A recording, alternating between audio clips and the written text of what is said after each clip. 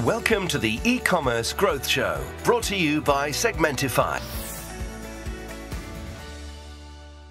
Então, galera, aqui quem está falando é o Carlos para mais um episódio do E-Commerce Growth Show. Hoje eu e a Wanda, estamos com a Edilane Godoy, que toca a transformação digital do grupo Hypera. Então, a gente sempre começa com a mesma pergunta, que é o Big Picture. E quem vai estar tocando esse episódio hoje é a Wanda, maior parte, vez ou outra eu vou pular aqui para a gente fazer algumas perguntas. Então, Edilane, primeiro, muito obrigado. E eu gostaria que você se apresentasse, falasse um pouquinho da sua carreira e a gente começa a falar de e-commerce no Brasil e seu trabalho. Legal, obrigada, Wanda, obrigada, Carlos, pela oportunidade de estar aqui com vocês.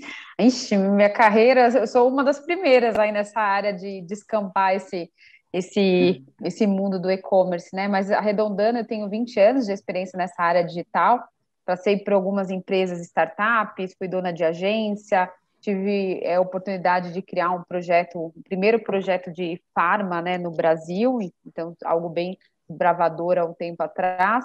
E, enfim, nesse momento eu assumi a operação da Hypera, né? Então, eu estou nessa fase que eu acho que dentro do papo aqui a gente vai desenrolar um pouco nesse momento de transformação. Agora eu estou do lado da indústria, né? Fui varejo e agora do lado da indústria. Muito legal. Wanda, quer começar? Bom, quero começar. Eu pensei bastante, tem tanta coisa que eu quero perguntar que eu não sabia se ia dar tempo de eu perguntar tanta coisa. Mas, enfim, vamos lá. Eu queria saber, Edi, a gente sabe aí do tamanho que é Hypera? Como é que fala? Hypera, é Hypera Pharma. Hypera. A Hypera, eu vi lá, ela é líder e ela tem um monte de coisas e tem muito medicamento, e você conhece bem a parte de cosmético, enfim, e tem essa liderança toda, ela deve ser muito competitiva, mas ela é nacional, né? É uma empresa nacional. É muito legal. E ela compete, ela deve ter muito punch aí para competir com essas grandes multinacionais. Como é que é isso lá dentro? Vocês têm uma estratégia para isso? Como é que vocês competem com essas grandes multinacionais? Ah, perfeito. A Hypera é o nome Hipermarcas, né? Então, antes, como hipermarcas, nós tínhamos várias marcas, vendíamos fralda, nessa época eu não estava, né? Mas já falo que já estava. Mas, assim, dentro do portfólio tinha fralda, tudo esmalte, que a gente conhece, que fazia parte da hipermarcas, o próprio jogador de futebol aqui do Brasil, né? O Ronaldo, muito forte, usava a camisa, que era, enfim, Monange, as marcas aí da Neoquímica, e ela teve essa transformação de nome. Só que nessa mudança, o que ocorreu? Algumas marcas foram vendidas, né, para outras indústrias, e hoje a gente centralizou só em produtos que são medicamentos, né?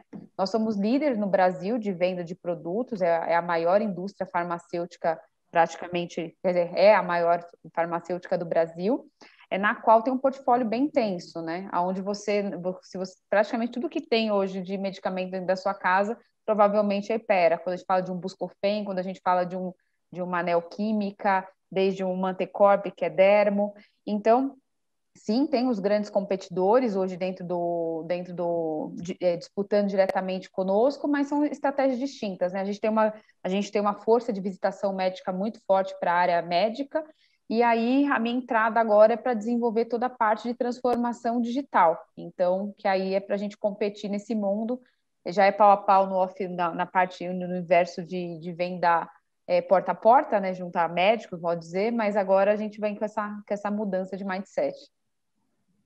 Beleza. E essa sua estratégia é B2B, B2B2C, ou você só está B2C? Você vai fazer tudo? Você tem um início aí? Como é que você está trabalhando com isso? Como é que você já deu um start?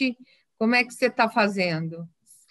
Quem vem do varejo, que é tudo muito rápido, né? A gente vem para a indústria, a gente até acaba assustando um pouco. Ufa! Então, assim, do meu lado, foi muito uma compreensão de todo o processo da empresa, né, nessa fase inicial. Eu brinco porque varejo, você quer fazer alguma coisa, você vai lá, testa, é muito rápido, tira do ar. A indústria tem alguns processos, mas é legal que essa área que está sendo construída, que é de Business Innovation, ela vem exatamente para isso, né? Para criar coisas novas, incorporar novas empresas, startups também, fora desse universo. Então, e além disso, dentro da Hypera, de construir essa relação de B2C mesmo. A gente nunca teve um canal direto para venda para o consumidor, né? Sempre foi através dos varejistas. A gente não retia dados. Hoje, se a gente fala, puxa, desse tamanho que nós temos, como que tá os dados CRM? A estratégia não existia. Então, a gente iniciou agora esse processo de toda essa parte de régua, de entender nosso consumidor e abrir novas estratégias digitais. Hoje existe um e-commerce que está no ar, mas não vai ser o foco da companhia. Como a gente tem muita marca, cada marca a gente vai atuar de uma maneira diferente. Seja uma marca que vende pelo e-commerce, e depois quem vai fazer as entregas são os varejistas na ponta, mas quem faz toda a parte de pagamento é do nosso lado. Então, tem vários projetos inovadores que estão para entrar agora no decorrer desse ano. Eu entendi. Eu estava mesmo em dúvida, porque a hora que eu vi, eu não tinha entendido muito, porque tem o institucional e tem o online, e pensei, puxa, não é muito sua cara, né? Fazer tudo separado, a menos que realmente não fosse a estratégia da empresa ter o B2C como foco, né? Realmente, então, aí você respondeu já a minha pergunta, por que isso estava muito separado, assim, tem um institucional diferente aí dos sites, né? Eu até, inclusive, achei estranho estar os dois separados, o institucional do online. Sem dúvida. Não, tem muita mudança que vai ocorrer. A marca, diferente de hipermarcas, era uma marca conhecida, a Hypera é uma marca em construção. Então, também a gente fez algumas movimentações, não sei se vocês viram, a compra do estádio, compra não, né? A mudança do nome do estádio do Corinthians aqui virou Arena Neoquímica, então vai vir um projeto super legal da Arena, na qual a gente vai criar outras ferramentas de sócio-torcedor para dentro da base do Corinthians, a gente está vendo iniciativas com outros times, então tem coisas bem legais que estão por vir, que está amarrado a esse universo de digital, né? Então, essa portinha do Hypera foi inicial, mas não vai ser o que vai pilotar a estratégia futura. Entendi. Muito legal. Então, vai ter muito desafio aí pela frente, né? Tem. Muita coisa vindo. Muita coisa vindo. E aí, vamos falar um pouco da velocidade da indústria. Eu vou falar que é legal falar dessa velocidade, tá? Que eu tenho sofrido também com a velocidade. E a gente vê que a velocidade da indústria ela é muito diferente do varejo, como você falou. A gente tem processos, enfim, tudo é diferente. O que você tem achado disso para a sua tomada de decisão? Você acha que isso tem refletido muito na sua tomada de decisão? Você acha que isso tem trazido dificuldades ou você tem conseguido driblar isso? Como é que você está fazendo, como é que você está agindo, qual a sua estratégia para melhorar isso? Perfeito. No início é uma estranheza danada, né? Porque varejo você pensou, executou. Agora, quando a indústria você pensou, você tem que cadastrar em algum sisteminha, entrar lá, lançar para algum departamento específico aprovar. Então, tem umas coisas que são um pouco diferentes. Mas, assim, como a área é nova, eu acho que ela está criando também alguns processos, está mudando uma forma de estrutura. A minha diretoria hoje, né, é uma diretoria muito jovem, no intuito de pensar em coisas e quer velocidade. Então, assim, a barreira está sendo quebrada tentando trazer coisas novas. Quando eu fui contratada, eu ainda brinquei, falei, nossa, eu vou ter que me adaptar à indústria. E aí o meu diretor falou, não, é a indústria que vai ter que se adaptar a você. Então, para mim, isso foi bom, porque vou tentando ver maneiras de ser mais rápida a nível de execução. Sem dúvida, é um pouco diferente, é um aprendizado, eu acho que isso faltava. Eu já tinha trabalhado na indústria na minha carreira, passei 7 meses dentro da Kombi International, que que tem Grecinha, Algazil e Vagisil. Era ainda uma empresa que reportava para fora, então eu tinha que fazer todo o trâmite dentro e de fora também. Aí aqui não, ainda bem que é tudo aqui dentro mesmo. Então, são desafios, barreiras aí, mas de forma geral eu acho que está fluindo bem, eu acho que vem muita coisa nova esse ano. O time vai crescer, né? Eu entrei praticamente, só tem eu dentro dessa estratégia, por ser diferente, a gente tem uma operação fulfillment cuidando da operação, mas agora a gente já vê o canal como uma coisa maior, né? Então, estamos nessa fase de estruturar toda a equipe. Você está na estrutura, você vai estruturar ainda. Você Sim, ainda tá na fase de estruturação. Ele ainda vai fazer um time para isso. e está nessa fase de recrutamento, na verdade, vai começar a entrar as pessoas a partir do mês que vem. Então, CRM entra, parte de parcerias. Então, como a gente é indústria, toda essa parte de B2B faz bastante sentido, né? A gente consegue vender mais barato para algumas iniciativas. Então, tem algumas coisas bem legais que estão por vir. Você falando de parceria, como é que é isso na Hypera? Como é que funciona com as drogarias? Vocês têm RAP? Como é que funciona a parceria com as drogarias? Como é que vocês funcionam? Como é que é a estrutura? Hoje, falando de e-commerce, tem uma estrutura que só cuida de canal digital, né? Então, que faz toda a parte de, assim, quem tem operação muito forte, como uma Raia, que hoje vende super bem online, Drogazil, enfim, que são dessa frente, a gente tem um time que hoje cuida dentro do varejista. Então, desde estoque, desde olhar a exposição dentro do site, de cuidar para que a estratégia de comunicação com o consumidor seja frequente. Então, existe um trabalho praticamente de trade digital, né, para ajudar o varejista na ponta. E aí, o nosso time aqui, que é uma outra divisão, porque envolve trade off, né, com on, ele faz esse trabalho também. Puxa, vamos desenhar uma estratégia com o RAP. A gente compra a mídia ou desenvolve alguma estratégia e, na ponta, a gente potencializa algum varejista da nossa escolha. Legal.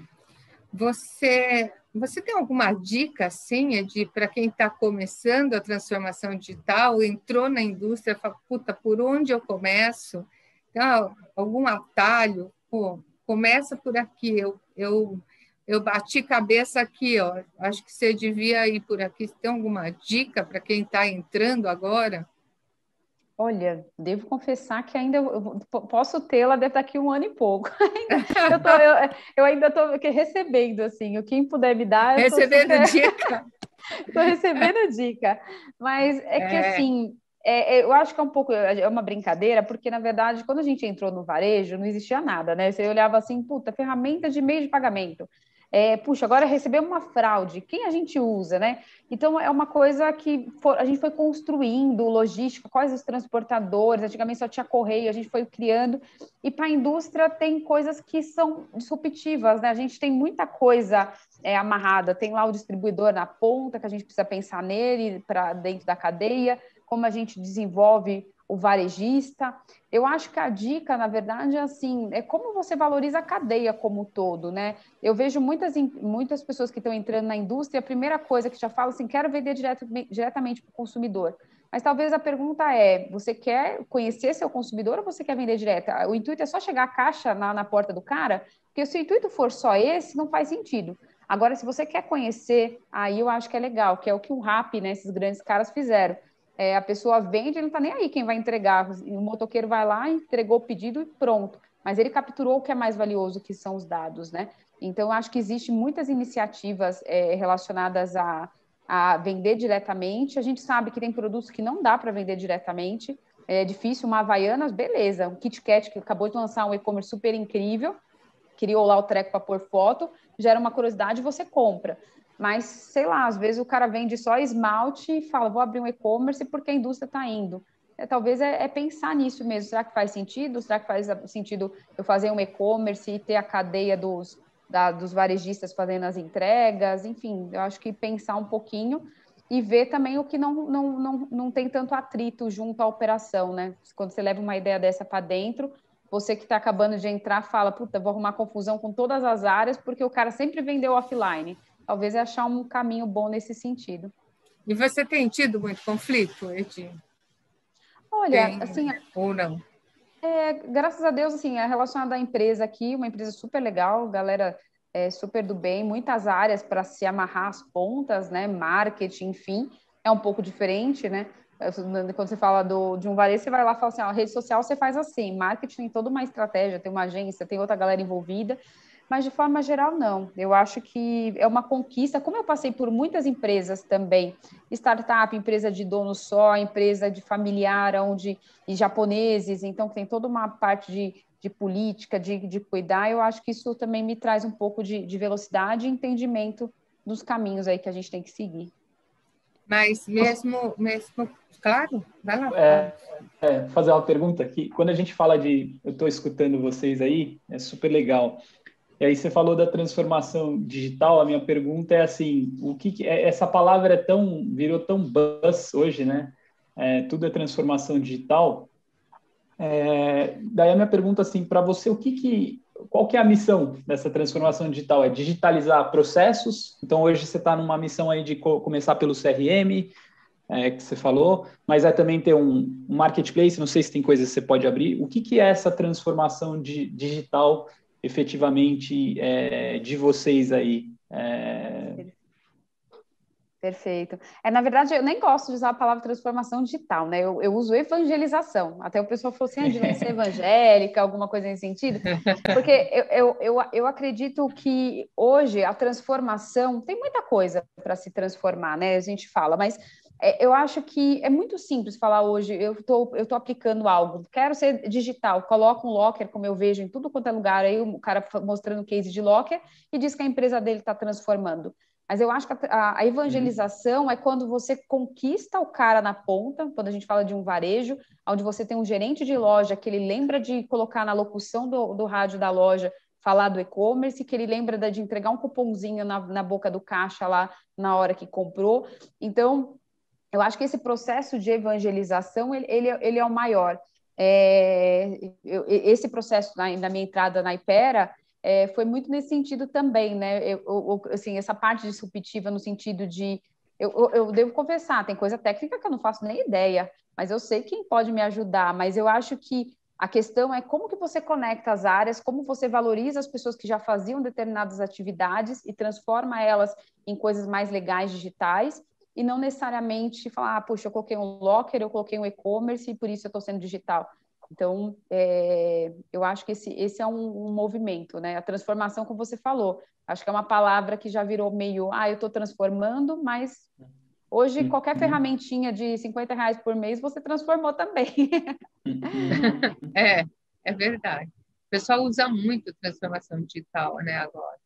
É buzz mesmo.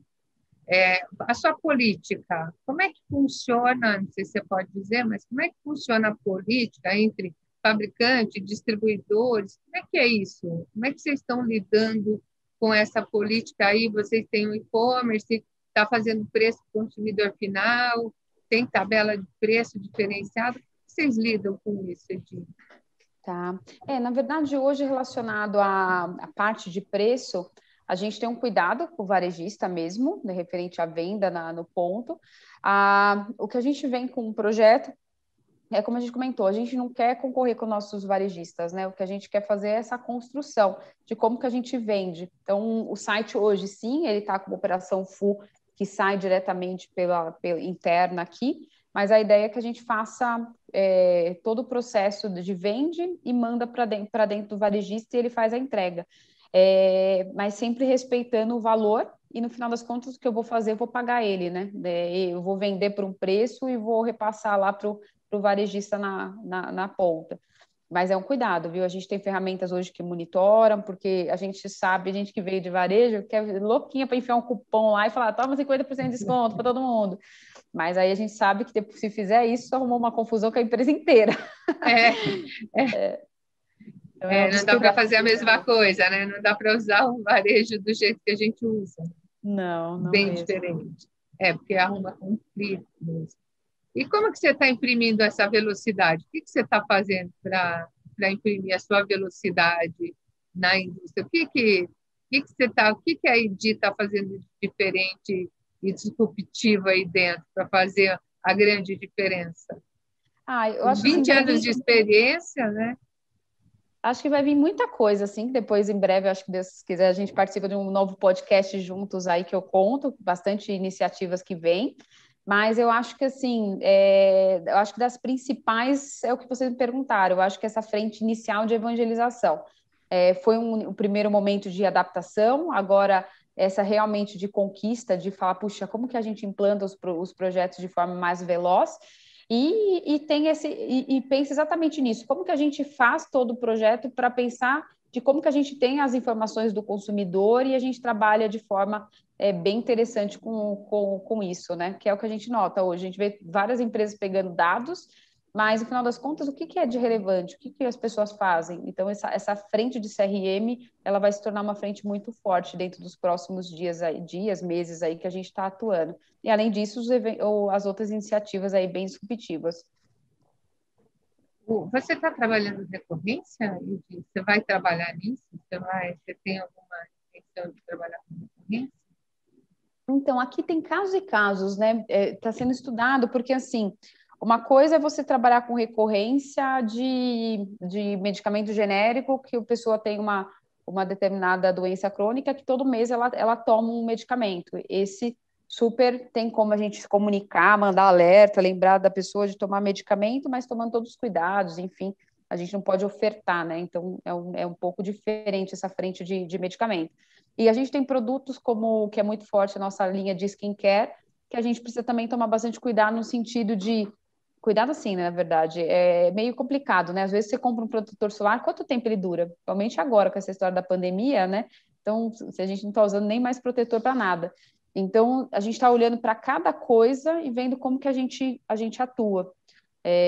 Então, como é muitas marcas, a gente destrinchou e está vendo como que, de fato, a recorrência vai fazer sentido para cada uma delas. Bom, eu queria falar agora um pouco da Liga. E aí, Carlos, quer falar? Eu pelo que eu estudei, eu acho que que eu vi que você é uma das fundadoras, né, Edilene, dessa iniciativa que é magnífica de levar a transformação digital perdão, eu falando transformação digital. Educação. Educação, exatamente, levar a educação do digital para formar são jovens de comunidades carentes, né? E aí, eu não sei se você tem dados, mas acho que a gente está no Brasil, a gente sabe que a gente vive numa bolha, né? Quem está em São Paulo. E dessa iniciativa eu queria escutar, explorar um pouquinho. Eu acho que deve ser uma coisa muito gratificante também, esse lado educacional. Então, escutar o que te levou a fazer isso e como é que está indo esse projeto, quantas pessoas já formaram. Eu dei uma olhada no site antes da gente começar. Então, eu queria que você falasse um pouquinho. Legal, obrigada. Esse projeto é um projeto do coração. Eu contei toda a história bonita por grandes empresas, por iniciativas que eu passei. Mas, na verdade, eu moro até hoje em Guarulhos. Meus pais vieram do interior de São Paulo. Fui empacotadora de supermercado com 14 anos de idade, antes da mudança de lei, né? Que a gente podia trabalhar nessa época, com 14 anos. Uhum. Então, enfim, e foi abrindo portas, algumas agências que foram abrindo portas, eu fui crescendo profissionalmente por sempre ter muita garra, querer correr atrás, só que assim, sempre acho que com grandes guardiões, né? Por isso que o nome de alguns voluntários do projeto são guardiões, no sentido de pessoas que me abraçaram e falaram, Gi, vem aqui, senta aqui que eu vou te ensinar. Porque quando a gente vive em um determinado mundo, é uma bolha, assim, a gente não acredita que a gente mora ali, mas que do outro lado tem um rio ou tem uma outra viés, né? Então, a Liga foi nesse momento que a gente pensou, foi uma união de duas pessoas que tinham super vontade de fazer isso. A Helenice, que é minha par, que desenvolveu o projeto também, ela veio de um projeto social também. E aí a gente comentando o quanto no mercado existe a necessidade de a gente entrar nesses grupos de WhatsApp, um monte de vaga cheio lá, mas assim, não tem profissional que preenche. Eu até brinquei, eu estava com meu marido aqui na empresa, eu falei assim, nossa, todo dia você abre LinkedIn, tem uma headhunter diferente falando, tentando puxar a gente para alguma coisa, mas e aí, essas pessoas que estão entrando, como que elas vão ter oportunidade? E por que também as empresas não querem nem, pelo menos, tentar preparar esses jovens, né? Pelas empresas por onde eu passei, hoje as pessoas que me acompanham sempre foi jovens que eram desde jovem aprendiz, que eu achava a menininha super conectada, a gente ensinou Photoshop e hoje é uma web designer. Eu tenho uma menina que era secretária na outra empresa, que hoje é uma executiva da B2W. Então, assim, esse projeto a gente trouxe exatamente para isso. A gente diz que não é um projeto meu e não é um projeto da Helenice, a gente conta a nossa história só para o pessoal entender, né, o porquê, mas ele é um projeto do mercado. O que a gente quer fazer é formar jovens e as empresas abram a oportunidade. Então, quantas vezes a gente tem jovens aprendizes que você vê lá, que quem trabalha em varejo, que pega o jovem aprendiz e joga ele para porteiro, joga para uma função, só para dizer que está lá ocupando alguma coisa. Não desmerecendo a profissão, mas digo assim, não tem uma atribuição. O que a gente quer preparar como a Liga Digital é preparar esses jovens para esse universo digital, e não necessariamente ele precisa começar lá para ser um analista de alguma coisa, ele começa embalando. O que, na verdade, a maioria deles querem é começar a trabalhar, que hoje o mercado não dá essa oportunidade. Até para embalar, você olha lá, tem que ter alguns requisitos mínimos. Nossa, e você sabe que eu estava vendo uma matéria esses dias que a gente está com 13 milhões de desempregados e a gente tem 440 mil vagas no e-commerce. No digital, a gente tem muita vaga, a gente não consegue, a demanda está muito grande, a gente não consegue essas pessoas, porque essas pessoas elas não estão capacitadas, e eu acho que a Liga, assim, me enche de orgulho saber que tem, né, e que a gente pode contar com isso. Acho que é incrível o trabalho de vocês, incrível o trabalho que todos, eu não sei quantas pessoas estão envolvidas nisso, Edi, acho que você podia até falar para a gente como é que faz para a gente ajudar, como é que faz para entrar, como é que quem quiser ajudar, ajuda como, até para a gente entender como é que é isso. Não, perfeito. E até eu nem comentei, né? O nome A Liga Digital já é o intuito de atrair tanto os jovens quanto os professores, né? Todos os professores são transformados em heróis, então eles viram um personagem, né, dentro do negócio. Se olhar as redes sociais, é bem bonito relacionado a isso.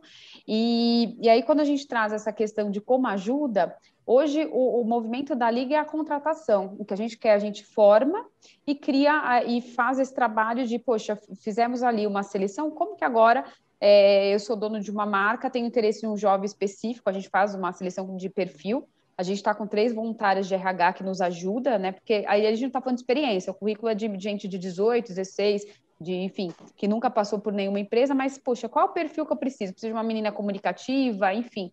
Então, durante os 5 meses de curso, a gente vai analisando os perfis, vai acompanhando para ver quem faz sentido para, enfim, classificando, para no final a gente ter um banco, que a gente até está entrando agora com uma ferramenta de mercado para entregar isso de forma mais certa, né? E aí é uma forma de falar, puxa, eu quero contratar, esse jovem está disponível. Então, hoje o movimento é esse, a nível de contratação, e o outro movimento, poxa, eu quero fazer um curso de extensão para o meu jovem, eu quero fazer um curso de extensão. A gente está com 2 empresas grandes que estão nos ajudando, e fechou a Sinapco e a Driven. Eles vão criar um curso, a Liga Digital Powered by Driven.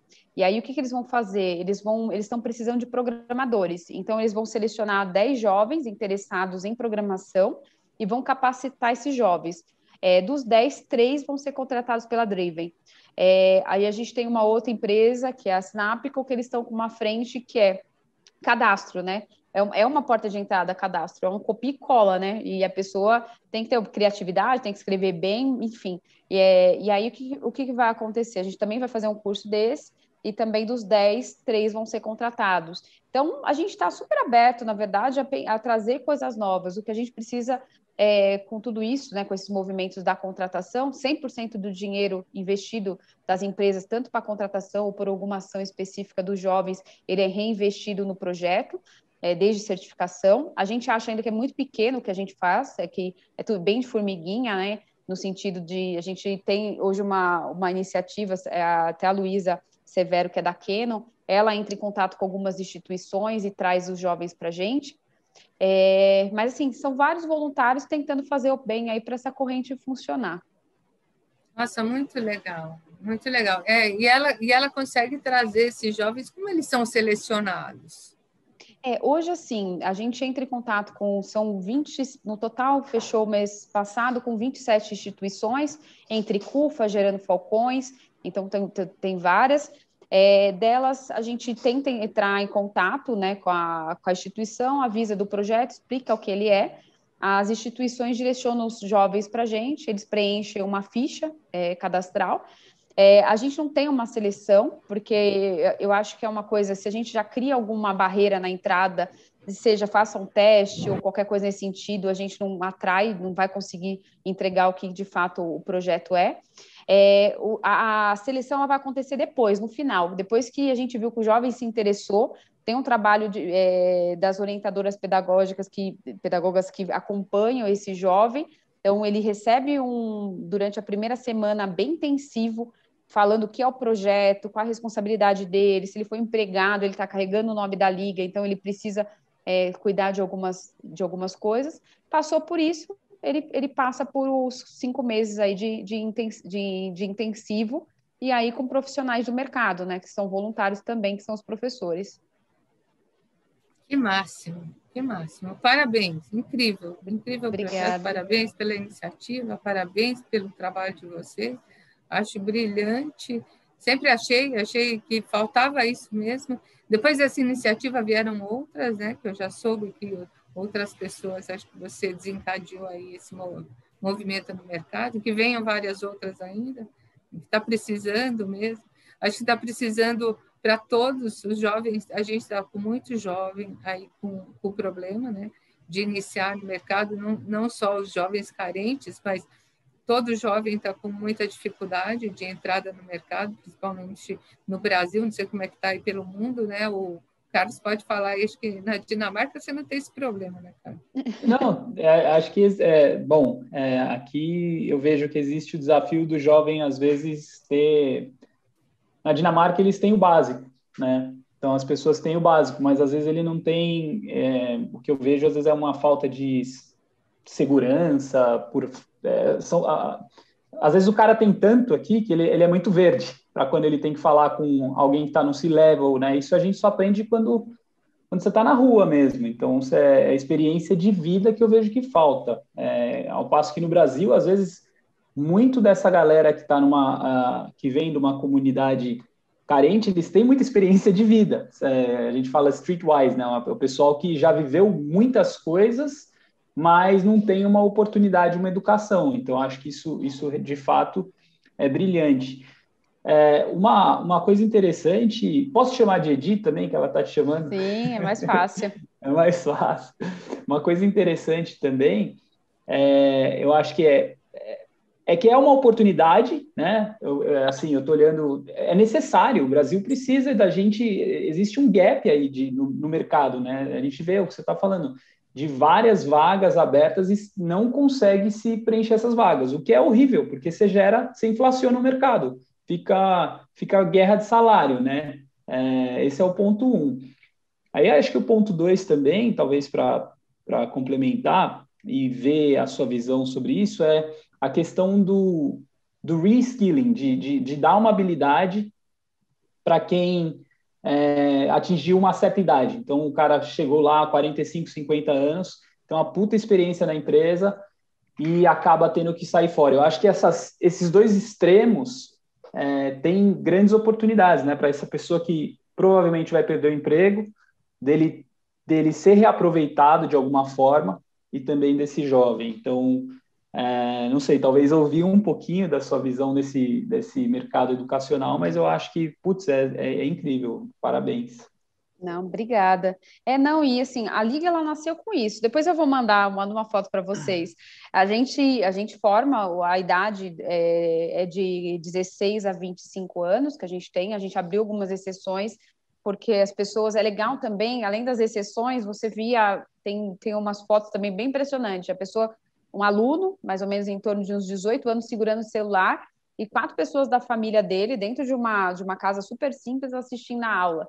Então, assim, para vocês verem o quanto o conteúdo as pessoas querem, e enfim. E a gente até era uma das iniciativas, a gente ia levar para o outro extremo. Aí, como a a Wanda comentou, né? A gente lançou e na sequência veio outras pessoas querendo ajudar, e com essas pessoas acima da idade, né? Que a gente está brincando sei lá, 40 a mais, 50, 60 a mais. 40 não, que eu acho não, mas acho que é 60 a mais.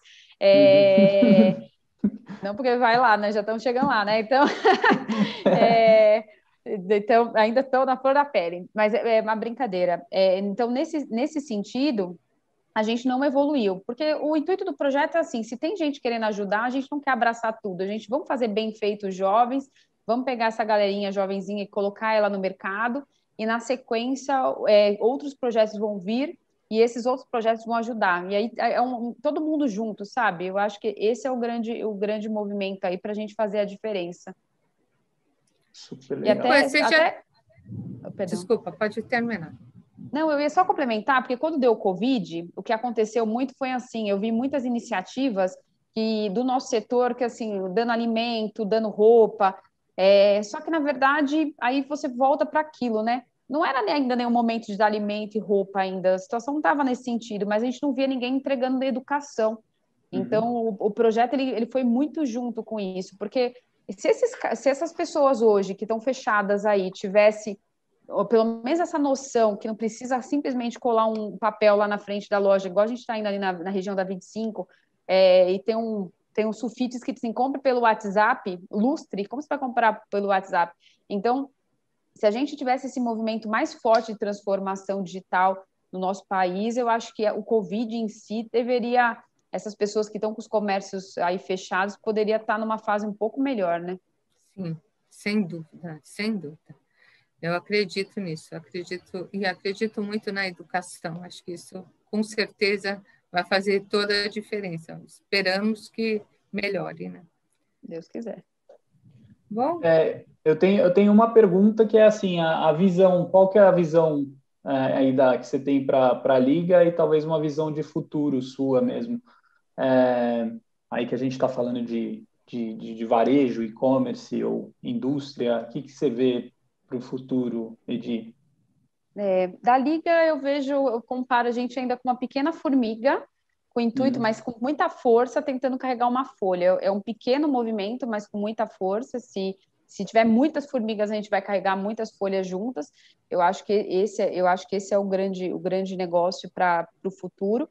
Eu acredito muito, se a gente vê esses movimentos que tem na China, né, que dentro de determinadas regiões tem lá iniciativas que ajudam a comunidade, a Liga ela pode sim avançar para dentro de comunidades aqui no Brasil, onde as pessoas podem, enfim, quando a gente fala vamos para o Rio de Janeiro, puxa, quantos comércios tem ali dentro de uma comunidade? E hoje não faz nem ideia o que é o e-commerce, não pode ter um núcleo ali de desenvolvimento dessa comunidade. Então, acho que são pequenos movimentos assim que a gente pensa nele muito grande, e é um pequeno movimento, mas vai ser grande. E da Edilane na parte profissional, eu acho assim, tem muita coisa por vir, né? Eu não imaginava que eu ia fazer essa mudança, foi bem no Covid, né? Sair do varejo e ir para a indústria, mas eu acho que, do meu lado, eu acho que é mais essa questão da transformação, independente de onde eu esteja, né? A questão que, aonde eu esteja, eu quero transformar. Eu acho que aí a transformação, não, como você comentou, digital, mas a transformação de trazer coisas novas, esse pensamento, evangelização, tentar trazer velocidade, acho que é isso. Você é uma mulher de muita realização, né? Você é muito objetiva e deve ser de muita realização, não? Estou enganada? Eu sou a Ariana. A Ariana é meio um pouquinho doidinha, né? Pensa e executa, e enfim, depois vai ver as consequências lá no final, né? Mas graças a Deus, eu sou Ariana também. Eu me relaciono com o que você está falando. Está com uma empatia aí, né? Os dois. Tem uma empatia. Isso mesmo. Não, eu percebi a objetividade, né? E a realização, a capacidade de realização. Isso é incrível. Obrigada, Edi. Imagina, agradeço vocês aí pelo tempo, pela atenção e espero ajudar. Obrigada, viu? Foi ótimo. Legal. Muito obrigada. Obrigada por ter aceito o nosso convite. Imagina, Valeu, super Edi. beijo. Obrigada. Parabéns. Imagina. Beijão. Obrigada. Tchau, tchau. Tchau. Tchau.